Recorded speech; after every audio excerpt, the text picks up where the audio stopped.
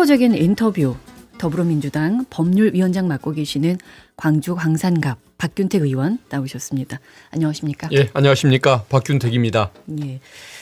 이재명 민주당 대표의 선거법 1심 재판에서 실형의 선고가 됐습니다. 민주당에서는 어떻게 보고 있는지 직접 듣고 싶어서 오늘 모셨습니다. 생각보다 너무 좀 중하다는 의견이 팽배하거든요. 예.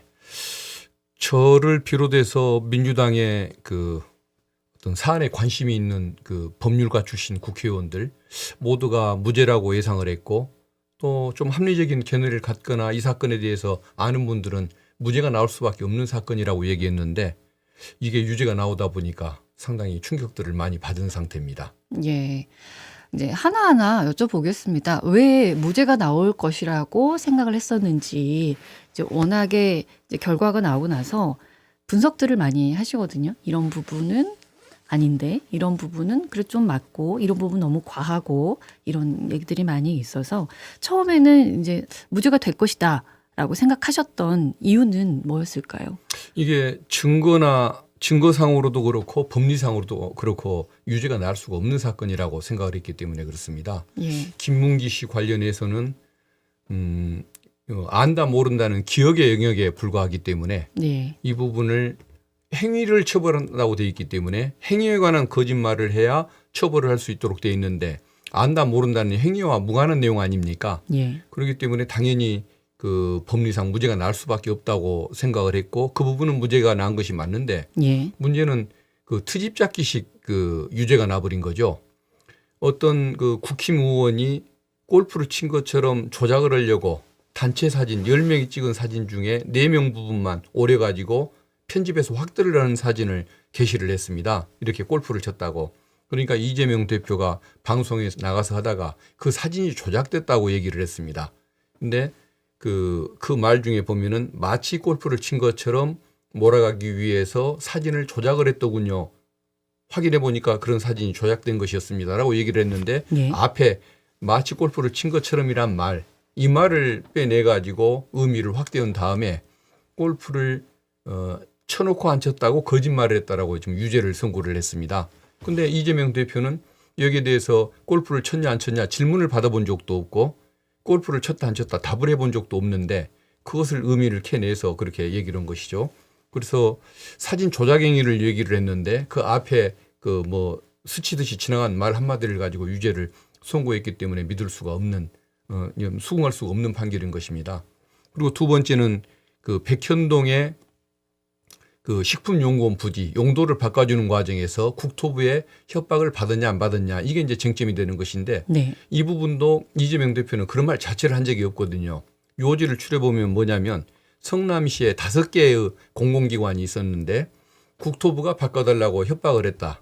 그러나 나는 들어주지를 않았다. 계속 버텼다. 네. 근데 나중에 또 식품연구원 백현동의 식품연구원 부지에 딱 특정을 해서 계속 요구를 하니까 고민을 하다가 절반만 절충을 해서 절반만 수용을 해줬다. 이런 발언을 했거든요. 네. 근데 협박과 수용했단 말만 머리와 꼬리만 놔두고 중간에 들어주지 않았다. 새로운 요구가 있었다. 절반만 절충해서 해줬다는 얘기를 다 빼버린 겁니다. 머리와 꼬리만 있는 거죠. 그러다 보니까 이건 편집이 된 거고 왜곡이 된 거고 쉽게 표현하자면 없던 하지 않은 발언인 겁니다. 근데 이 부분을 이제 법원이 유죄 판결을 하니까 이것은 검찰이 언어를 창조를 했는데 어떻게 있지도 않은 발언에 대해서 유죄를 한단 말인가. 그러니까 수긍할 수가 없는 것이죠. 네. 또 하나는 국토부에 협박이 있었다는 그 발언. 이것도 사실은 그 틀린 얘기는 아니었거든요. 왜 그러냐면은 국토부에서 제가 확인한 것만 11번이니까 한 20번 가까이 공문으로 용도를 바꿔달라고 요청을 했을 겁니다. 근데 의무는 아니다. 뭐 강제적으로 해야 하는 건 아니다라고 얘기를 하면서 그렇게 20번 가까이 요구를 합니다. 같은 사안에 대해서. 예, 그렇죠. 네. 그리고 박근혜 대통령도 그 지방자치 뭐 발전회의에서 그 용도 변경에 관한 얘기를 언급을 하거든요. 그리고 국토부나 행안부에서는 국가 시책 사업에 대해서 협조지 않는 그 공직자는 뭐 인적으로 문책한다는 이런 뭐 공문들도 보내고 그러면 당연히 협박이라고 느낄 거 아닙니까? 일반적으로 협박이란 단어를 어떨 때 사용해야 합니까? 법률적으로?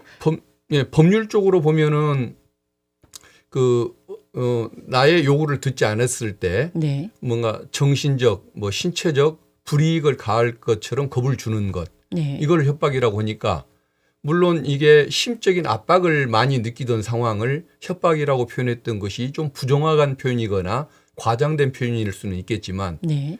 협박이라는 단어를 안 썼다고 해서 꼭 협박이 아닌 것도 아니고 그 심적 압박을 표현이라고 협박이라고 표현했다고 해서 그게 뭐 허위의 거짓말이라고 볼 수는 없는 거 아니겠습니까? 그러니까 개인이 이걸 협박으로 받아들이면 협박이라고 얘기를 한 것도 문제가 되는 겁니까? 예, 그렇죠. 예를 들어 조직폭력배가 네. 사람을 불러다 놓고 웃으면서 네. 계속 그 요구를 하는 겁니다. 네. 웃어가면서. 그때 나는 겁을 느꼈다고 하면 웃었으니까 이건 협박이 아니고 겁을 준 것이 아니다라고 판단하는 것과 비슷한 효과인 거겠죠. 예. 그래서 판결을 수긍할 수가 없는 것입니다. 네.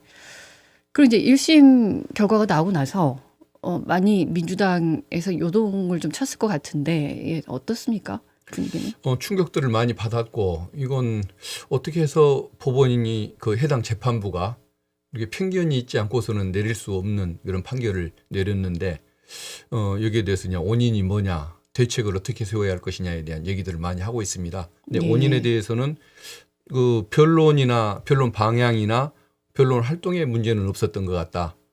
재판부의 상당한 그 편견, 예단, 그다음에 검찰의 그 주장을 거르려는 그 의지가 부족했던 것 이게 원인이 됐던 것 같다고 이렇게 얘기를 하고 있고 예. 다만 당에서 얼마만큼 더 여기에 대해서 관심을 갖고 실질적으로 도움이 되게끔 노력할 것인가 이 부분에 대해서는 지금 토론이 많이 진행이 되고 있는 중입니다.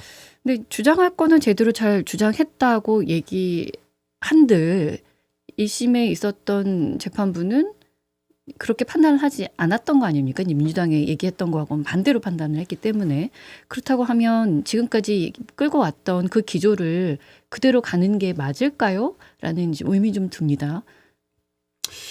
그러긴 합니다만은 그래도 이제 뭐 옳은 주장을 해왔고 그다음에 거기에 대해서 좀 그 어떤 재판부가 그동안에는 그 옳은 판결들도 많이 해왔지 않습니까? 네.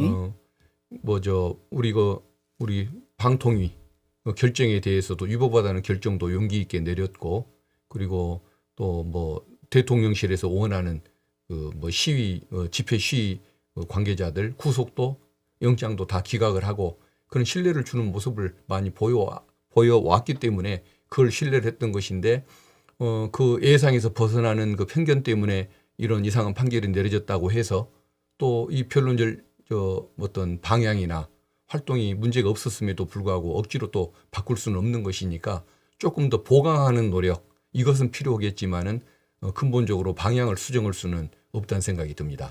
그렇다면 이제 2심 재판부의 올바른 판단을 좀 기대해 볼 수밖에 없다는 말씀으로 좀 들리는데. 예.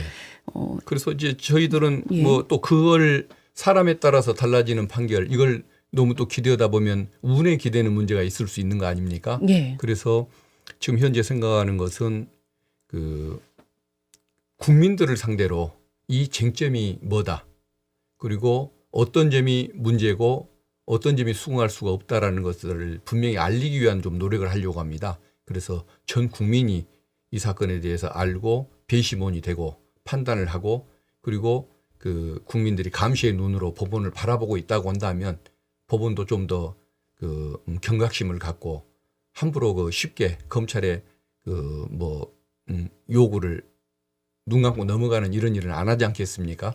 예. 1심 판결이 나고 나서 그 국민들의 여론을 좀 보셨습니까? 들어보지는 못하셨습니까? 많이 듣고 있죠. 예, 네. 저 같은 경우도 무죄가 난다고 그렇게 확신을 여러 번 했는데 왜 유죄가 선고된 것이냐고 따지는 분들 그럴 있는 의견이 더 걸로 알고 많았었습니까? 있습니다. 예, 그렇습니다. 네. 그러니까 아마 좀 이 상황을 도저히 수용할 수 없는 분들, 수긍할 수 없는 분들이 어딘가에 좀 불만은 표시를 해야겠는데 법원에 전화 연결은 안 되다 보니까 저에게도 전화를 하신 것이 아닌가 싶습니다. 예. 유죄가 나올 법했다라고 이제 의견을 피력하시는 분들도 계셔서 그분들에게는 어떤 말씀을 드려야 될까요? 유죄가 그러니까 그 부분 그러니까 검찰이 주장하는 내용, 예. 그리고 그것을 그대로 언론이 받아쓰는 내용, 그것을 접하고 그다음에 막연한 의심을 갖다 보면은 좀 뭐 유죄 가능성이 있다라고 이제 생각하기가 쉬울 텐데 내용을 파고들어서 쟁점 하나하나를 보다 보면 증거가 없기도 하고 법리상 죄가 될 수가 없는 부분들도 있고 그래서 예. 사실은 무죄가 나왔던 것이 합리적인 기대에 맞다고 저는 생각을 합니다. 예. 다시 말씀드리면 이제 정치 탄압 프레임이다. 이렇게 현 상황을 보고 계시는 겁니까? 그렇게 보는 분들이 많은데 그러나 이제 저희들이 거기에 대해서 사법부 전체를 공격할 수는 없는 것이겠죠. 왜 네네. 그러냐면은 옳은 판결을 했던 분들도 많고 또 신뢰를 받는 판사님들이 더 많기 때문에 네. 이 특정 재판부의 특정 판결을 가지고서 그 뭐 사법부 전체를 공격한다는 것은 적절치는 않은 태도인 것 같고 예. 어쨌든 다소 편견이 있는 재판부를 만난다고 할지라도 이게 유죄 판결이 나는 일이 없이 국민의 기대에 맞는 상식에 맞는 판결이 나게 하려면 더 어떤 변론 방향도 더 노력을 하고 또 네. 국민들의 관심 정도도 더 높이는 그런 노력이 필요하다고 생각합니다. 장외 투쟁은 지금 계속 이어가고 있습니다. 예, 맞습니다. 네, 이제 이번에도 이재명 대표도 참여를 하신다고 들었는데 특별히 발언은 안 한다 하시더라고요. 예. 예. 뭐 어떤 분위기를 보고 계시는 걸까요? 일단은 이 지금 그 민주당의 주말 집회는 그 윤석열 정권의 실정에 대한 규탄이나 김건희 여사 관련된 그 비리 의혹에 대해서 특검을 도입하기 위해서 그걸 촉구하는 집회이지 네. 이재명 그 대표의 재판과는 상관이 없는 내용입니다. 네. 그걸 또 언급하지도 않습니다. 예. 그래서 전혀 별개라는 점을 전혀 별개로 움직이고 있다는 점을 말씀을 드리고 싶고 이재명 대표께서 주말 집회 때 나서지 않겠다는 의사를 표현하는 이유는 이게 그 어떤 국민의 그 분노 때문에 그 주말에 예. 그 집회가 이어지는 것 아니겠습니까? 근데 마치 민주당이 주도하는 것처럼 뭐 당색 때문에 추진되는 일인 것처럼 비치는 것이 싫기 때문에 가급적이면은 국민들의 운동, 시민들의 운동으로 펼쳐나가는 것이 더 옳을 것 같다. 예. 이런 의견 때문에 그 연설에 아마 안 나선다는 말씀도 하신 것 같습니다. 예. 이게 정말 어디서 이렇게 갓 하나 잘못 고쳤으면은 이제 그거 연관돼 있는 이야기들이 언론에서 막 나오고 있어서 항상 조심하고 또 조심하고 이렇게 행동을 이렇게 하시는 것 같습니다. 이재명 대표께서 이제 항소하겠다는 뜻을 나타내셨는데 어떻게 될까요? 어제 항소를 했고 하셨군요. 아마 네. 오늘 보도가 된 걸 네네. 봤는데 이제 뭐 고법 재판에 좀 충실하게 대응을 해서 좀 정상적인 판결이 나오도록 노력을 해야 할 것 같습니다. 좀 전에 말씀하신 내용들을 이제 다시 한번 하나 더 세심하게 짚으시겠군요. 예, 그렇습니다. 예, 알겠습니다. 2심과 3심 무죄 선고될 가능성 어느 정도로 보십니까? 저는 사법부에 대한 기본적인 신뢰가 있습니다. 그리고 어느 기관보다도 공정하고 바르게 해왔던 것이 그래도 그 상대적으로 우위에 있었던 것이 사법부 아닙니까? 예. 그래서 2심, 3심 과정에서도 뭐 정말 그 어떤 진실에 맞는 또 국민의 기대에 맞는 판결이 나올 거라고 그렇게 믿고 있습니다. 예, 알겠습니다. 이어서 지난 20일이었죠. 법인카드하고 또 관용차 유용과 관련한 추가 기소 검찰이 했습니다. 2년이 훌쩍 지난 지금 이 시점에 추가 기소를 해서 이거는 또 어떻게 해석을 해야 됩니까? 이재명 대표에 대한 소환이나 기소나 이런 모든 것들은 현 정부가 위기에 처할 때마다 본인들의 지지율이 낮아지거나 국민의 저항에 부딪힐 때마다 늘 꼭 필요한 상황에서 이용을 했었는데 예. 이번도 대통령의 그 국정 지지율이 너무 낮고 김건희 여사 특검법 얘기가 나오니까 결국은 여기에 맞대응으로서 이런 일을 하는 것이 아닌가 싶습니다. 그런데 이재명 대표에 대한 기소는 저는 정치 기소라는 것이 분명하다고 믿는 이유가 있습니다. 김혜경 여사가 여기에 그 개입을 했는지 안 했는지 쉽게 말하면 관용차를 사적으로 이용했는지 안 했는지 그리고 비서진이 뭐 음식을 사올 때 법인 카드로 계산했던 것 여기에 대해서 그 알았는지 몰랐는지를 입증하는 것도 쉬운 재판은 아닐 것입니다. 네. 그러면은 한 달이 건너져 있고 외부 활동을 하고 다니느라고 가정사에 대해서 구체적으로 판단할 수가 없는 그 이재명 지사는 더더구나 내용을 모르는 것 아니겠습니까? 예. 김혜경 여사를 그 재판을 해도 유죄를 받기가 어려운 사건을 가지고 굳이 부인은 놔두고 건너뛴 남편을 기소를 한다. 이것은 이재명 대표를 그 무죄를 받더라도 법정에 세워서 망신을 주겠다는 정치적 기소라고 볼 수밖에 없는 것이겠죠. 그리고 또 하나가 문제점이 전혀 상관도 없는 비서실장을 같이 기소를 했습니다. 관저 주변의 현황과 또 사무실 현황을 연결을 시키기가 좀 어렵다 보니까 예. 중간에 껴있는 비서실장을 징검다리로 유죄를 인정하기 위한 징검다리로 필요해서 같이 기소를 내버린 것 같은데 그건 두 명에 대한 인권 그 어떤 침해 말살행위라고 볼 수밖에 없는 것 같습니다. 지금 야당의 대표에 대한 기소가 계속 이어지고 있는데 우리나라 경제를 보면 IMF에서도 지금 위기 상황이다라고 얘기를 했습니다. 지금 대응해야 되고 분석해서 대안을 내놓아야 되는 심각한 정말 이 분야들이 많거든요.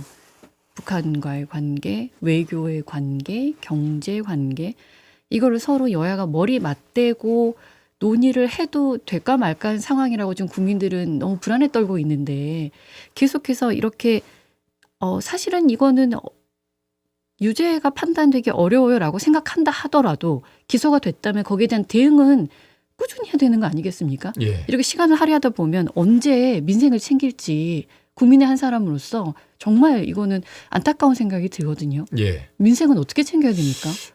정부 여당이 지금 뭐 경제 문제, 안보 문제, 특히 민생을 위한 일을 전혀 안 하고 있지 않습니까? 그러다 보니까 민주당이라도 좀 더 잘해야 한다는 생각을 가지고 있습니다. 그리고 재판은 재판이지만은 어쨌든 재판은 재판대로 또 대응을 하고 민주당이라도 국민들에게 신뢰를 받고 또 집권 가능성을 높이기 위한 이런 활동을 충실하게 해야 한다는 생각을 하고 있고 지금까지 또 해왔다고 믿고 있습니다. 다만 중요한 것들을 할 때마다 또 민생을 위한 법안을 낼 때마다 거부권을 함께 행사하는 바람에 그게 목적 달성은 많이 실패를 해왔는데 꾸준히 그것을 해나갈 계획입니다. 그리고 예.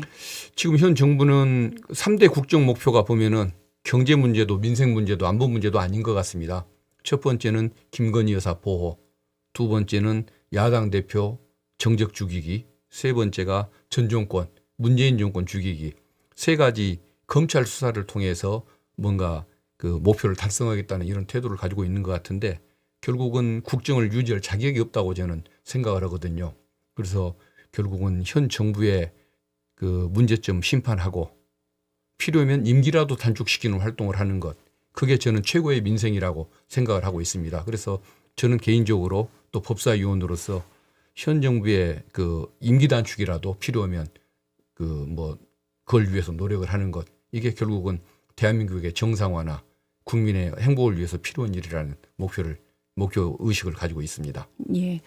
오늘 법사위원으로 이 자리에 모셨기 때문에 다시 이제 돌아와서 다음 주 월요일에 위중교사 선고가 있습니다. 일각에서는 위중교사가 가장 이재명 대표 입장에서는 어려운 재판이 될 수 있다는 얘기가 있는데 어떻게 바라보십니까? 그 부분이 아마 어려울 수 있다고 판단했던 이유는 작년에 구속영장이 기각될 때 영장 전담 판사가 위중교사 부분은 일흥 소명되는 것으로 보이나라고 했던 그 표현 때문에 아마 그런 그 평가가 많이 나오는 것 같습니다. 네. 그때 그 판사가 그 판단을 했던 이유는 그 검찰의 그 범죄 사실, 구속영장 청구서에 나오는 범죄 사실이 짜깁기 기소 그리고 필요한 부분만 골라서 오해되게 만드는 악마의 편집을 했기 때문에 그런 일이 있었던 것입니다. 그런데 녹취록을 들어보면 위증해달라고 부탁하는 내용이 하나도 없습니다. 그리고 내용을 가만 들여다보면은 김진성이라는 증인이 거기에 대해서 위증을 한 것도 없습니다. 그렇기 때문에 저는 교사도 없었고 위증도 없었기 때문에 이건 무죄가 나올 수밖에 없다는 생각을 합니다. 예. 그리고 김진성 증인으로 하여금 위증을 하게 위증했다고 자백을 하게 만든 것은 뭐냐면 검찰이 지금 알선수재라는 큰 사건을 쥐고서 기소를 않고 계속 협박을 하고 있거든요. 그러다 보니까 김진성 증인이 큰 죄로 처벌을 안 받으려고 작은 걸로 받고 싶어서 억지 자백을 한다고 저는 믿는데 네. 오히려 그것은 검찰의 범죄라고 생각을 하고 있고 시간이 지나면 오히려 그 검찰이 협박죄나 직무유기죄로 처벌받는 시절이 올 거라고 믿고 있습니다. 예, 알겠습니다. 또 이제 반드시 해소가 돼야 되는 의혹 중에 하나가 명태균 게이트 아니겠습니까? 명태균 씨가 구속은 됐습니다만 이것이 과연 대통령 부부로의 수사까지 확대가 될 것이냐 의구심을 많이들 갖고 있습니다. 어떻게 보십니까? 요새 보면은 수사를 조금 한다고는 하는 것 같습니다. 워낙 그 폭넓게 많은 그 비리 의혹이 뭐 폭로가 되고 녹취록까지 나오다 보니까 조사를 안 할 수가 없어서 하는 것이라는 생각이 드는데 지난번에 명품백 사건 때 소환 조사도 못하는 모습, 도이치모터스 그 주가 조작 사건은 증거가 거의 확실한 것 같은데도 무혐의 처벌하는 그런 모습을 보면 김건희 여사 부부를 처벌하는데 용기를 발휘할 것 같지는 않다는 것이 제 생각입니다. 그리고 뭐 이준석, 뭐 김종인, 뭐 여러 정치인들 이름을 거명을 해가면서 조사하는 분위기를 띠고 있지만 그것은 어찌 보면은 어떤 광범위한 수사를 통해서 진실을 밝힌다기보다는 그 윤석열 대통령 부부에게 그 뭐 모아지고 있는 관심, 초점을 흐리기 위한 그런 것일 가능성도 높다는 생각이 드는데 결국은 저는 이것은 특검으로 갈 수밖에 없다. 그 신념을 가지고 있습니다. 그렇기 때문에 이제 김건희 특검법, 최성병 특검법 계속해서 민주당에서 발의를 하고 있어서 어떻게 될까요? 결국은 국힘의원 8분이 동조를 해주느냐 안 해주느냐 예. 이게 결국은 특검법의 그 뭐 시행 여부를 결정하는 것이 될 텐데 결국은 지금 1,000만인 서명 운동 벌이고 있지 않습니까? 예. 거기에 좀 많이 좀 참석을 해 주시고 국민들께서 여기에 대해서 좀 눈을 부릅뜨고 지켜봐 주신다고 한다면 국힘 의원님들이 윤석열 정권 보호하다가 국힘 전체가 다 나중에 정치적인 실패를 겪고 또 개인적인 심판까지 받겠다. 이런 위기의식을 갖게 해줄 때 그럴 때 저는 8명의 국회의원들이 찬동을 할 수 있다고 생각하거든요. 그래서 국민 여러분들께서 관심을 많이 가져주시면 감사하겠고 만약에 국힘 의원들이 거기에 대해서 끝내 찬성을 안 하면 어떻게 할 것이냐. 지금 이제 상설특검법이라는 것이 있는데 조금 그 김건희 특검법에 비하면 그것에 따라서 시행되는 그 특검의 규모는 좀 더 왜소하고 작은 것이긴 합니다만은 그걸로라도 밀고 갈 수밖에 없는 현실인 것 같습니다. 예. 상설특검법은 이제 하겠다고 하면 언제든지 할 수 있게 돼 있습니까? 예, 그렇죠. 지금은 야당이 추천할 수 있도록 국회 내부 규정까지 바꿔서 예. 그렇게 좀 뭔가 실효성을 갖게끔 하려는 노력을 하고 있는데 가능은 한 구조입니다. 네. 뭐 이 김건희 특검법이 누군가에게 뭔가 뒤집어 씌우겠다 이게 아니라 의혹이 있으니까 그거를 해소해보자, 조사해보자 이런 거기 때문에 국민의힘에서 그렇게까지 단일 대우를 유지할 명분이 과연 있을까? 국민들도 지금 그렇게 생각하고 있는데 예, 그 맞습니다. 의견 청취를 하고 있으신지 모르겠습니다. 사실 생각해 보면은 어떤 보수 세력들은 윤석열 정권을 지키고 싶어하는 그런 욕구는 있겠지만은 사실은 저 참된 보수가 아니고 가짜 보수라고 해야 할까요? 보수 진영을 망신시키는 사람이 윤석열 대통령 부부라고 저는 생각을 하는데 그걸 지키기 위해서 노력하다 보면은 결국은 같이 공멸하는 길로 갈 수밖에 없는 것이 현실이라고 생각합니다. 보수 또한 우리 국민이기 때문에 예. 국민들의 지금 대다수가 의혹을 해소하자라는 데 의견을 동조하고 있으셔서 예. 여론을 등진 정치가 과연 있을 수 있을까 이제 이런 궁금증이 좀 듭니다. 예. 마지막으로 한 말씀 해주고 가시겠습니까? 예, 뭐 국민 여러분들 정말 그 힘든 그 세상 살고 계시는 것 같습니다. 국가의 그 질서도 민주 질서도 이렇게 엉망이 됐고 민생도 정말 어렵다는 생각이 드는데 저는 근본적인 해결책이 결국은 민주당이 집권을 해서 잘 이끌어 나가는 것 이것 말고는 방법이 없다고 생각이 됩니다. 아무튼 그런 세상 빨리 오도록 열심히 노력하고 뛰도록 하겠습니다. 예, 오늘 여기까지 와주셔서 또 말씀해 주셔서 고맙습니다. 예, 감사합니다. 언제 어디서나 내 손 안의 뉴스. 강주 MBC 뉴스 유튜브 구독으로 함께하세요.